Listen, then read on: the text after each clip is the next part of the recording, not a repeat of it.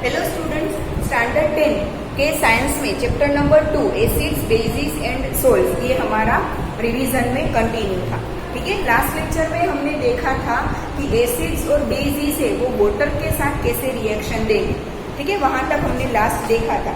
यहाँ से हमारा बाकी था हाउ स्ट्रॉन्ग आर एसिड और बेस सॉल्यूशंस। ठीक है, उसकी स्ट्रॉन्गनेस से हमारा देखना बाकी था कि एसिड और बेस सॉल्यूशन होते हैं वो कितने स्ट्रॉन्ग होते हैं। ठीक है, तो एसिड और बेस सॉल्यूशन की स्ट्रॉन्गनेस देखने के लिए हम क्या यूज करते हैं? पीएच वैल्यू यूज करते हैं। क्या यूज करते हैं? पीएच वैल्यू देखते हैं। ठीक है, पीएच की रेंज होती है 0 to 14।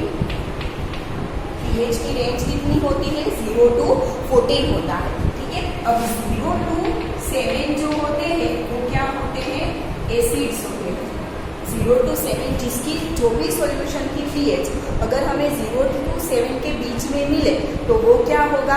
एसिडिक सॉल्यूशन होगा। 7 से कम होगा, पर्टिकुलर 7 नहीं लिखा जाता है 0 to 7, बट होगा क्या? 0 से कम, सॉरी 7 से कम लिखा जाता है 0 to 7, बट एसिड्स की पीएच क्या होगी? Less than 7। ठीक है, अगर उसकी पीएच 7 हुई तो वो होते हैं सोल्ट्स। अगर पीएच 7 हुई तो वो क्या होते हैं? सोल्ट। मतलब कि ऐसे हम बोल सकते हैं न्यूट्रल सब्सटेंस।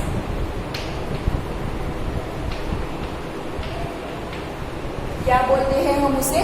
Neutral substance. ठीक है, और अगर 7 से ज्यादा मतलब कि 7 से लेके 14 तक मिला तो होते हैं बेसिस। ठीक है, 7 से ज्यादा मिला मतलब कि 7 to 14 के बीच में मिला तो वो क्या होते हैं? बेसिस होते हैं। ठीक है, तो इस रेंज से हमें पता चल सकता है कि अगर पीएच हमें पता हो तो हम बता सकते हैं कि वो हमें जो सॉल्यूशन दिया है वो एसिड है, बेस है या तो न्यूट्रल सॉल्यूशन है, वो हमें पता चल सकता है। ठीक है, अब जैसे ही पीएच है वो 7 से जैसे ही लेस ठीक है, 7 से जैसे ही पीएच ज्यादा से ज्यादा कम होती जाएगी वैसे एसिड स्ट्रॉन्ग होता जाएगा। तो जिसकी पीएच सबसे कम वो सबसे ज्यादा स्ट्रॉन्ग एसिड।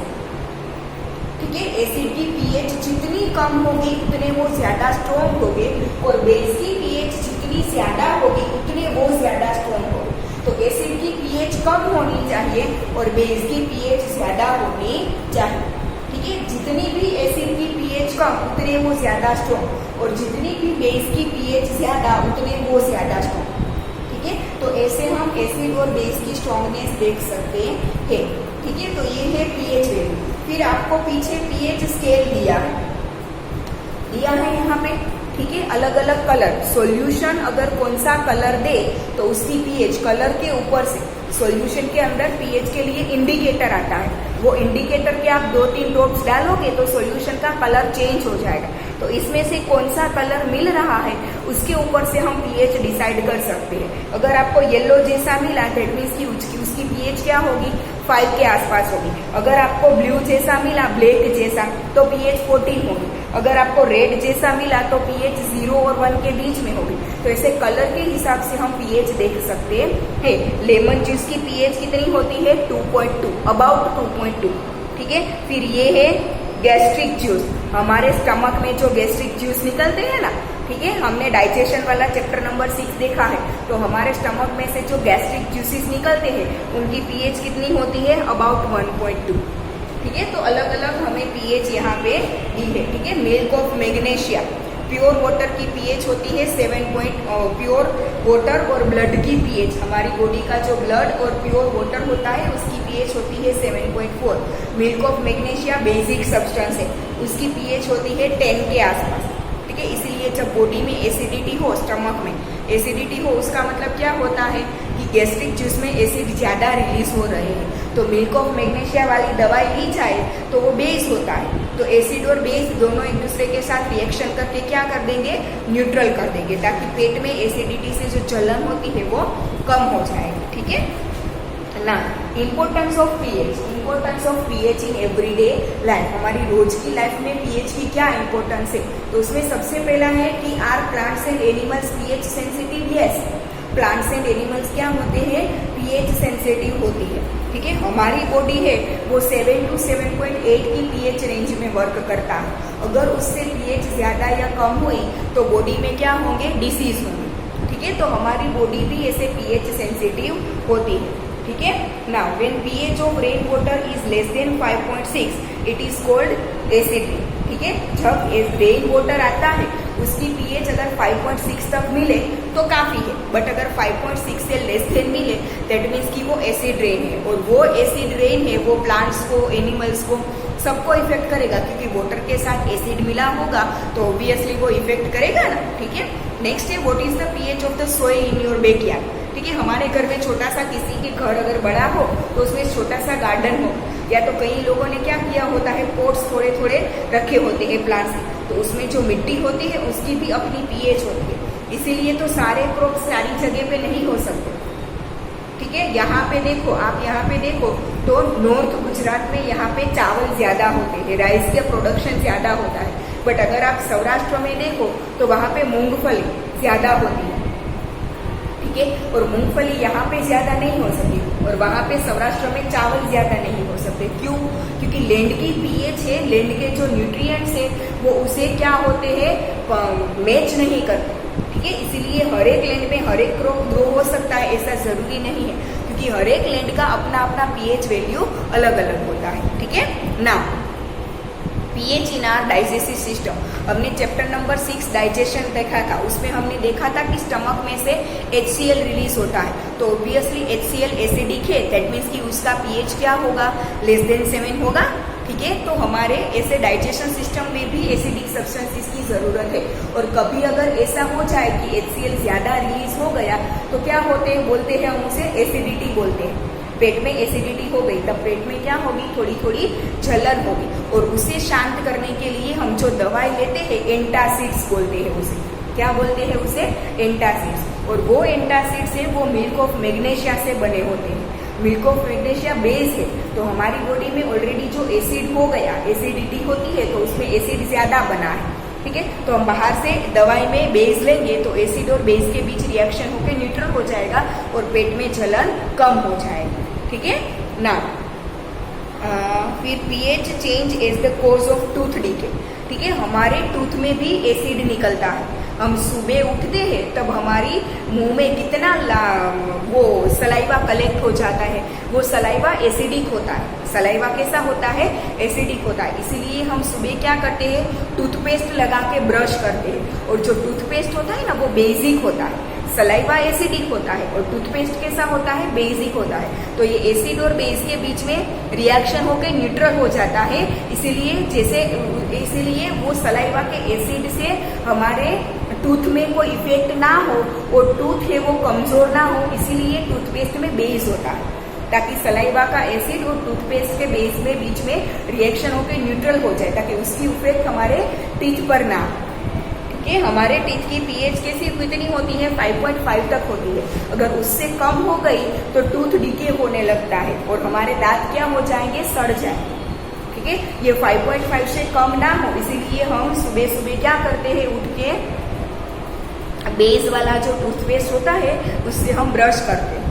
ठीक है, और कई बार आपने देखा होगा कि अगर दांत में कुछ हो जाए, दांत में कुछ थोड़ा सा भी सड़न हो जाए या तो दांत कमजोर होने लगे, तो हमारे जो डेंटिस्ट होते हैं, डॉक्टर, वो हमें बोलते हैं कि रात को सोते वक्त भी ब्रश करके सो, ताकि हमने जो खाना खाया होता है वो दांत में भरा ना रहे। दांत में अगर वो भरा रहेगा तो वो सलाइवा के साथ रिएक्शन करके ज्यादा एसिड बनाएगा, जिससे ज्यादा दांत सड़ने लगेंगे। ठीक है, इसीलिए डॉक्टर रात को भी बोलते हैं, ताकि रात को भी अगर ब्रश करो तो ज्यादा बेस मिलेगा ना, तो जैसे ज्यादा बेस मिलेगा वैसे एसिड है वो न्यूट्रल होता जाएगा, ताकि दांत में हमारे टीथ में कोई इफेक्ट ना हो।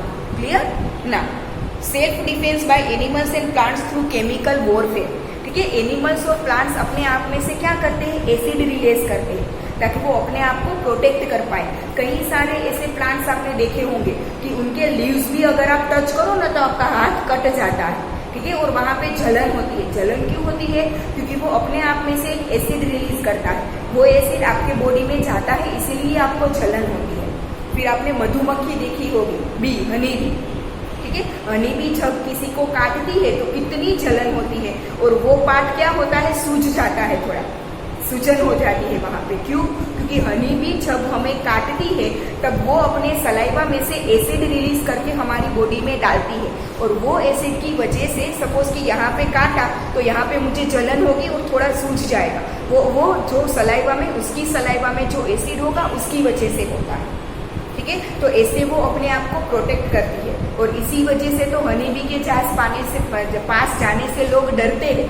ठीक है, तो इसीलिए वो अपने आप को इस चीज से क्या करती है, प्रोटेक्ट करती है। ठीक है, now next, more about salts.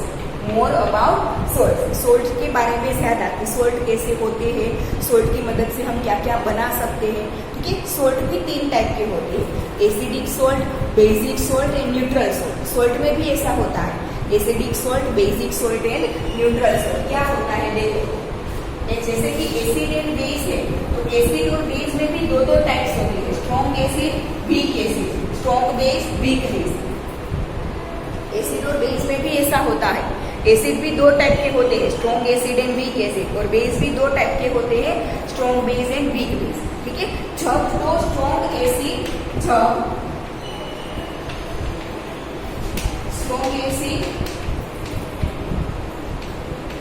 और स्ट्रॉन्ग बेस में से जो सोल्ट बनेगा, स्ट्रॉन्ग एसिड और स्ट्रॉन्ग बेस की रिएक्शन होके जो सोल्ट बनेगा ना, वो सोल्ट होगा एसिडिक, सॉरी ये सोल्ट होगा न्यूट्रल, सॉरी हाँ, स्ट्रॉन्ग एसिड और स्ट्रॉन्ग बेस मिलके जो सोल्ट बनाते हैं वो कैसे होंगे, न्यूट्रल सोल्ट्स होंगे। मतलब कि उनकी पीएच आपको 7 मिलेगी, या तो 7 से थोड़ी बहुत आगे पीछे मिलेगी, ज्यादा चेंज नहीं मिलेगा। ठीक है, और अगर स्ट्रॉन्ग एसिड और वीक बेस मिले तो उसमें से जो सोल्ट मिलता है वो एसिडिक होता है। ठीक है, स्ट्रॉन्ग एसिड और वीक बेस अगर मिले तो उसमें से जो एसिड जो सोल्ट बनता है वो कैसा होता है, एसिडिक। क्योंकि एसिड है वो स्ट्रॉन्ग है तो वो अपना परफॉर्मेंस ज्यादा देगा, एसिड है वो स्ट्रॉन्ग है और बेस है वो वीक है। ठीक है, तो जो स्ट्रॉन्ग है वो अपना परफॉर्मेंस ज्यादा देगा, इसलिए जो सोल्ट बनते हैं वो कैसे होंगे, एसिडिक होंगे। और अगर स्ट्रॉन्ग एसिड की जगह हम वीक एसिड लें और वीक बेस की जगह पे स्ट्रॉन्ग बेस लें तो जो सोल्ट बनेगा वो सोल्ट होगा बेसिक होगा, नेचर में कैसा होगा, बेसिक। मतलब कि अगर हम वीक एसिड ले और स्ट्रॉन्ग बेस ले तो बेस स्ट्रॉन्ग है तो वो अपना परफॉर्मेंस ज्यादा देगा, तो जो सोल्ट बनेगा वो कैसा होगा, बेसिक। मतलब कि जो स्ट्रॉन्ग है उसके हिसाब से हमें सोल्ट मिलेंगे। अगर एसिड स्ट्रॉन्ग है तो सोल्ट एसिडिक, और अगर बेस स्ट्रॉन्ग है तो सोल्ट कैसा होगा, बेसिक। और अगर दोनों स्ट्रॉन्ग है तो सोल्ट कैसा होगा, न्यूट्रल। और वीक एसिड और वीक बेस दोनों के बीच में तो रिएक्शन ही नहीं हो सकती। ठीक है, स्ट्रॉन्ग एसिड स्ट्रॉन्ग बेस, या तो स्ट्रॉन्ग एसिड वीक बेस, या तो वीक एसिड स्ट्रॉन्ग बेस, दोनों वीक हो तो रिएक्शन ही नहीं हो सकती, तो सोल्ट बनेगा ही नहीं। ठीक है, वीक एसिड और वीक बेस के बीच में रिएक्शन नहीं होती और सोल्ट नहीं बनता। तो ये 3 टाइप के सोल्ट हमें मिलते हैं। ठीक है, ये जो न्यूट्रल सोल्ट होगा उसकी पीएच होगी 7, उसकी पीएच क्या होगी, 7। और ये जो एसिडिक सोल्ट होगा उसकी पीएच होगी लेस देन 7। एसिडिक सोल्ट की पीएच क्या होगी, लेस देन 7, और बेसिक सोल्ट की पीएच क्या होगी, ग्रेटर देन 7।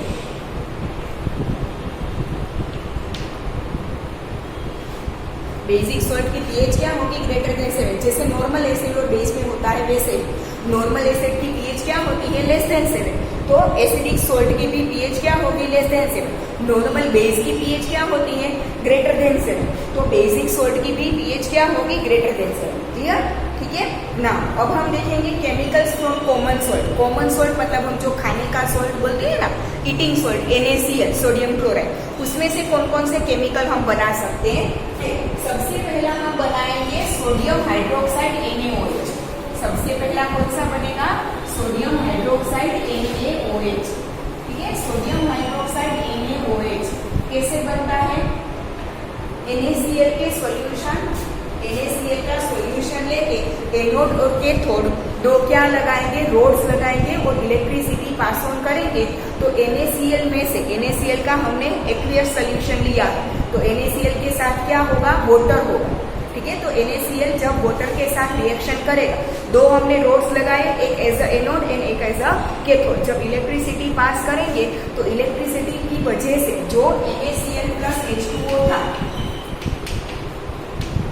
ये NaCl प्लस H2O था, ठीक है, इलेक्ट्रिसिटी की वजह से ये किसमें कन्वर्ट हो जाएगा, Na प्लस Cl माइनस में, और ये होगा H plus N OH minus में कन्वर्ट हो जाएगा।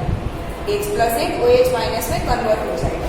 ये NaCl है, ये Na और OH एक दूसरे के साथ रिएक्शन करेगा। Na का पॉजिटिव, OH का नेगेटिव, दोनों एक दूसरे के साथ रिएक्शन करके हमें क्या देंगे, NaOH देंगे। दोनों में से क्या बनेगा, NaOH, और ये H प्लस है वो H2 के फॉर्म में मिलेगा, और ये Cl माइनस है वो Cl2 के फॉर्म में मिलेगा। आया समझ में? ठीक है, NaCl का एक्वियस सोल्यूशन लिया, मतलब कि वाटर साथ में है, तो NaCl इलेक्ट्रिसिटी पास होगी तो NaCl किस में कन्वर्ट होगा, Na plus and Cl minus में, और H2O होगा H plus and OH minus में। अब NaCl में से Na प्लस और H2O में से OH माइनस, दोनों एक दूसरे के साथ कंबाइन होकर NaOH बनाएंगे। H प्लस बड़ा है वो हाइड्रोजन गैस रिलीज करेगा, और Cl माइनस है वो क्लोरीन गैस रिलीज करेगा। ठीक है, तो आपको यहाँ पे NaOH मिलता है, ठीक है, कैथोड पे हाइड्रोजन गैस मिलेगा, एनोड में से ये हाइड्रोजन गैस कहाँ से निकलेगा, कैथोड के पास से, और ये क्लोरीन गैस कहाँ से निकलेगा, एनोड के पास से, और सॉल्यूशन के अंदर आपको क्या मिलेगा, NaOH मिलेगा। क्लियर? तो this is the preparation of NaOH। Now preparation of bleaching powder. Bleaching powder NaOH में से कैसे, NaCl में से, सॉरी, NaCl में से ब्लीचिंग पाउडर कैसे बनेगा, ये जो एनोड पे क्लोरीन रिलीज होता है ना, वो क्लोरीन का यूज करके ब्लीचिंग पाउडर बनाया जाता है।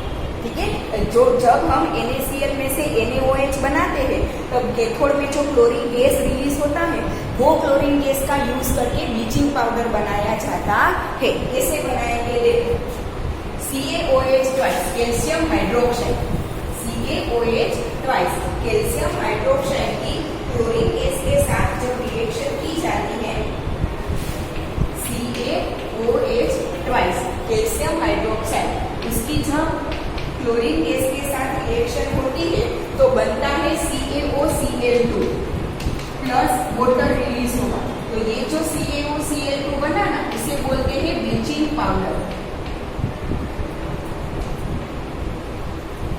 इसमें डायरेक्टली ब्लीचिंग पाउडर बनाने के लिए डायरेक्टली NaCl का यूज नहीं किया जाता, बट NaOH बनाते वक्त जो क्लोरीन गैस निकलता है ना, वो क्लोरीन गैस का यूज करके कैल्शियम हाइड्रोक्साइड के साथ उसकी रिएक्शन हम करवाएंगे, हीट देंगे, दोनों को मिला के क्या करेंगे, गर्म करेंगे, हीट देंगे, तो जो बनेगा CaOCl2 से क्या बोलते हैं, ब्लीचिंग पाउडर बोलते हैं। क्लियर? ठीक है, तो ये हो गया ब्लीचिंग पाउडर।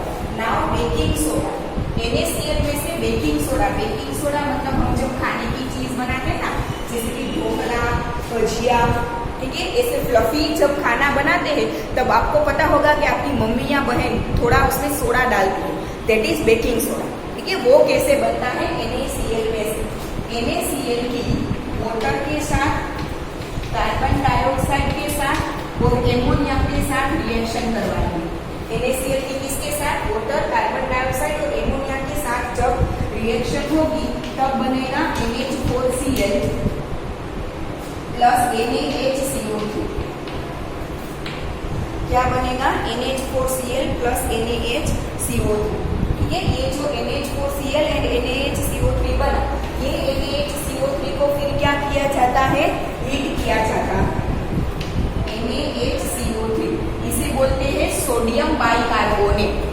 NH4Cl मतलब कि एमोनियम क्लोराइड, और NaHCO3 मतलब कि सोडियम बाइकार्बोनेट। ये सोडियम बाइकार्बोनेट को जब हीट करते हैं, ठीक है, तो उसमें बनता है Na2CO3 plus H2O plus CO2। ठीक है, Na और HCO3 को जब हीट किया जाता है ना, तो उसमें से हाइड्रोजन निकल जाता है, और क्या बनता है, Na2CO3, वाटर रिलीज होगा और कार्बन डाइऑक्साइड गैस। ये जो Na2CO3 बना है उसे बोलते हैं सोडियम कार्बोनेट, और वही है हमारा baking soda. Na2CO3 that is sodium carbonate, और उसे ही हम क्या बोलते हैं, बेकिंग सोडा। क्लियर? ठीक है, तो ये है बेकिंग सोडा।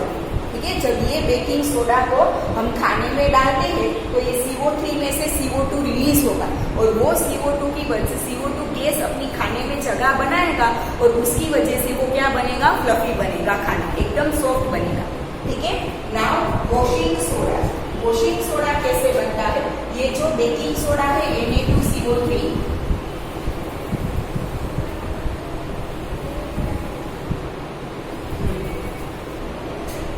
ये जो बेकिंग सोडा था Na2CO3, उसकी जब वाटर के साथ रिएक्शन करवाते हैं ना, तब वो वाटर उसके अंदर समा जाता है।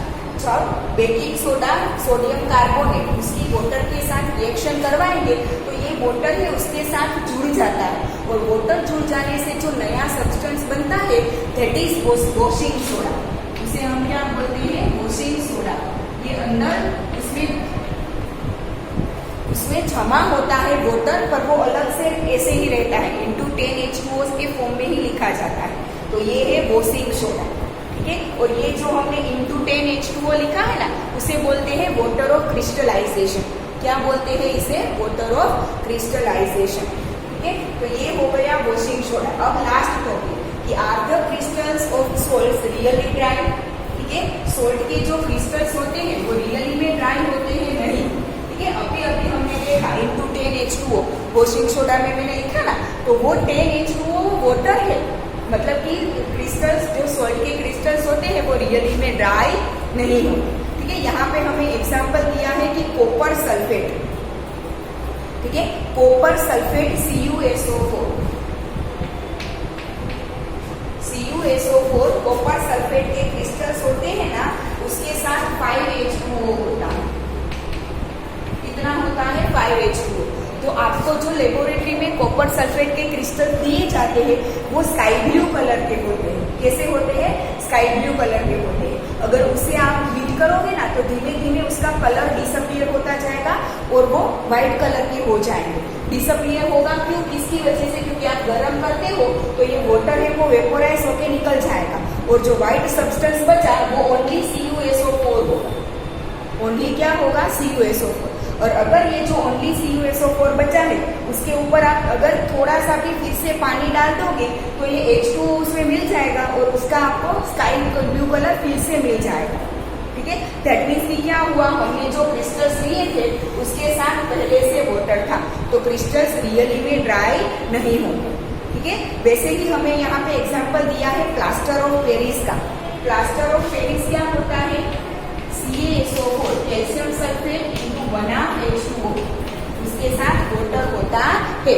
ठीक है, अगर इसे खुले में ज्यादा देर तक रखा जाए तो वो ज्यादा पानी ले लेगा और जिप्सम बना लेगा। ठीक है, ये है प्लास्टर ऑफ पेरिस। इसे हवा में ऐसे ही खुला रख दो तो हवा में ऑब्वियसली मॉइस्चर होगा, तो वो मॉइस्चर में से पानी अब्सॉर्ब कर लेगा। ठीक है, तो ज्यादा से ज्यादा पानी ले लेगा तो वो जिप्सम में कन्वर्ट हो जाएगा, और वो जिप्सम है वो हार्ड मटेरियल है और कहीं पे भी काम नहीं आ सकता। इसीलिए प्लास्टर ऑफ पेरिस को एयर टाइट कंटेनर में रखा जाता है ताकि वो एयर में से, एटमॉस्फेयर में से मॉइस्चर को ऑब्जॉर्ब ना करे। ठीक है, एक बार जिप्सम बन गया फिर वो काम में नहीं आ सकता। आया समझ में? तो कोई भी सॉल्ट के क्रिस्टल से वो रियली में ड्राई नहीं होते। ठीक है, और उसके अंदर ये जो वाटर होता है उसे बोलते हैं वाटर ऑफ क्रिस्टलाइजेशन। जैसे कि यहाँ पे 5H2O, यहाँ पे 1H2O, इन सबको क्या बोलते हैं, वाटर ऑफ क्रिस्टलाइजेशन। क्लियर? ठीक है, तो इसी के साथ हमारा ये चैप्टर नंबर 2 का रिवीजन खत्म होता है। ठीक है, आज हम यहाँ तक रखते हैं, नेक्स्ट लेक्चर से नए चैप्टर का रिवीजन स्टार्ट करेंगे।